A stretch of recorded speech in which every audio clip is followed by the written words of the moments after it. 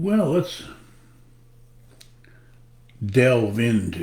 walk into, take a look at, have a conversation about, if you will, on transformation number 7. I think it's 7, or is it 8? 8. Transformation number 8. Death before death. Just before we actually drop dead, in the grave or in the crematory death, there's another death. And if we can remain still long enough to die to the first death, which is the death of our ego, then there's this little space. It's difficult to describe this because I've been there. And what's that old saying? I've been there and done that. I've been there and I've experienced this that I'm speaking of here. So in a normal situation, let me back up just a little here. At your death, you come up to death, and then they do what they say. You see your whole life unfold in front of you, or you see your history, your whole life flashes in front of you, and then you die. That's simply the mechanism of your ego showing you the falseness with which you have lived your life. Then there's this little flash that says my life could have been different, and then bam, you're dead.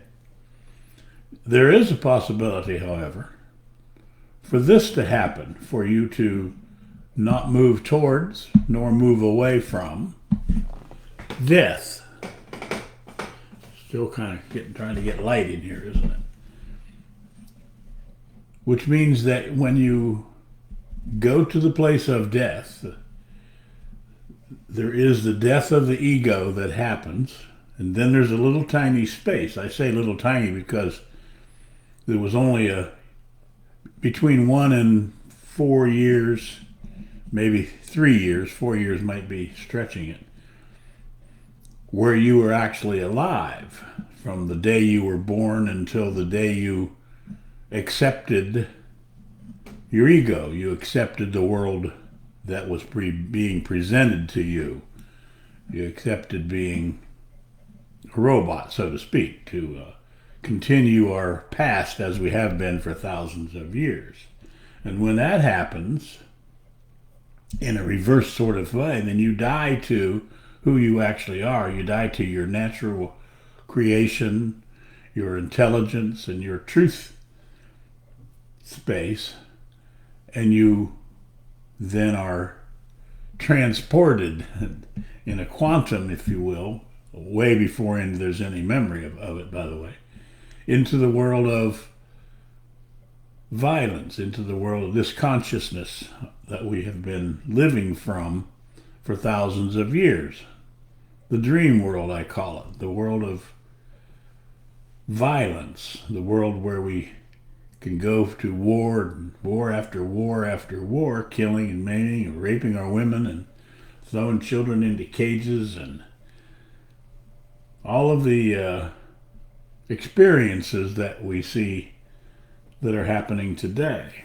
And obviously today we are a lot dumber, we're a lot more stupid, a lot more ignorant than we were just a few generations, one generation ago, or 2 or 3 or 4. Each generation is a little bit more stupid, a little bit more ignorant than the generation before it. Even as our knowledge increases. Our knowledge obviously has been increasing. More and more and more and more knowledge. More reasons that we didn't make a mistake. More justifications that we didn't lie. More reasonableness, I already said that. Explanation, justification. For living a complete and total lie. So that little space that I'm speaking of here, that was us, that we were, to put it more succinctly, between our age of 1 and, I'll stretch it and say 4 years of age. by the age of 4, we all drop dead. We all go into this space of violence that we live in now. But if at your movement towards death, you can have no movement whatsoever, so to speak, not move towards death, nor move away from death, there is a space there from which you can observe that your entire life has been a complete and total lie, a complete dream world, and that you have been, at my age of 36 is when I experienced this that I'm explaining here. I'm not explaining something that I have not experienced. That observation, that truth that you notice about yourself, by the way, is the exact thing, as I said earlier, that every person who dies experience right at the point of death. The distinction is they die then. They see it. They see their whole life flash in front of them. They see that it was a complete lie. They see that it could have been 100% different, and then they die.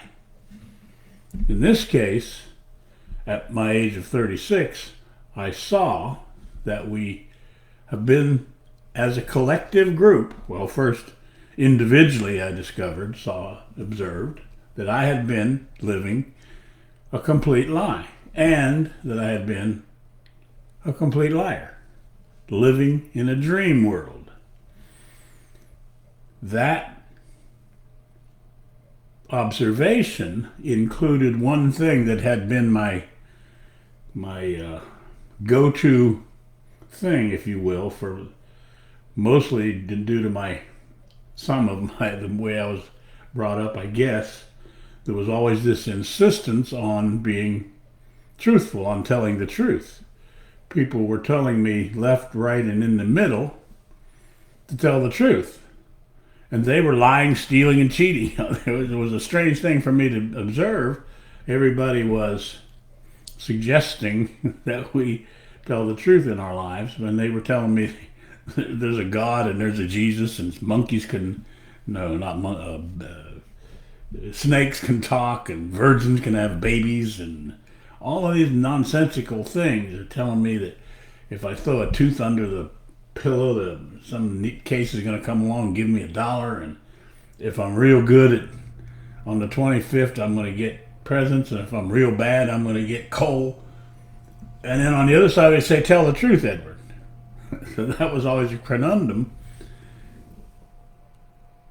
However, it was the thing that at that space of death, then at the death of your ego, that experience is the exact same, 99% the same as the experience of death, total death, because you die to everything that you had been for however many years, 40, 30, 20, 50, 90, 100, however many years you have been living in this world of violence, in this dream world.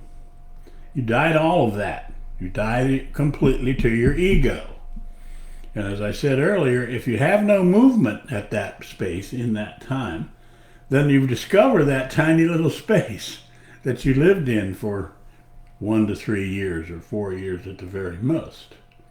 That's the space of nothing. There's nothing there. There's no hate, there's no anger, there's no jealousy, there's no man, there's no woman, there's no anything except the perfection of the universe, which is creation, intelligence, and truth. So in that experience with a little spark of, like a lightning bolt going through me, so to speak, there was a new birth. A new consciousness was born within a new human being. The only distinction between this new way of being, this new consciousness, and the old one is that in that space where once violence lived, it was empty. It was a void. There wasn't any hate Well, there's no hate anyway. There's just confusion. There was no more longer any confusion. Jealousy, anger, fear, greed, all of those things that I had been. From that point, then we have a blank space, a space within ourself from which to create a new life, a life that has no violence included. Now, for the most part, that's not recognizable by other people because they can't see your internalness. And when they hear the words, they filter them through their own world of violence. So all they hear then is their own way of listening to the words that are spoken. Because in this new world of peace, there's no violence. So if you hear the violence in the words that I speak, it's the violence that lives in you. Because as I was about to say, this world of peace is the only place from which we can bring forth peace within ourselves and collectively on planet Earth, and there's no language for it. Even as I'm making this, what is this thing called? View? This, I have to bounce back and forth here between my memory and creation. Video. There you go. This is a video. Remember that. No, I don't remember it. This is a video. You have, while listening, your mind has gone from, oh, that's crazy, oh, this crazy old guy. Why do I listen to this nutcase? Well, all that nonsensical stuff that runs through your mind. Or, hey, I agree. Yeah, that's what we ought to. That whole time when your mind is going yippity, yippity, yap, yap, you're not listening. You're listening to most of what I speak. As a matter of fact, you're missing 90% of what I'm saying. So this whole video is being made to create within you, this listener, you, if you make it this far. Many won't, I suppose. The possibility for your own personal self-transformation. It's the actual thing needed now. Because I'm suggesting here, not that it's true, it's just my own guess, that we are at a point of total removal of ourselves from life on planet Earth, if you will, or the total transformation of ourself and our planet. You can see the signs. Our past leader of the free world was a self-admitted molester of women who threw children into cages and brought a whole insurrection against his own country and got away with it. Watch out for the next one, because the next one is going to be perhaps what I'm talking about.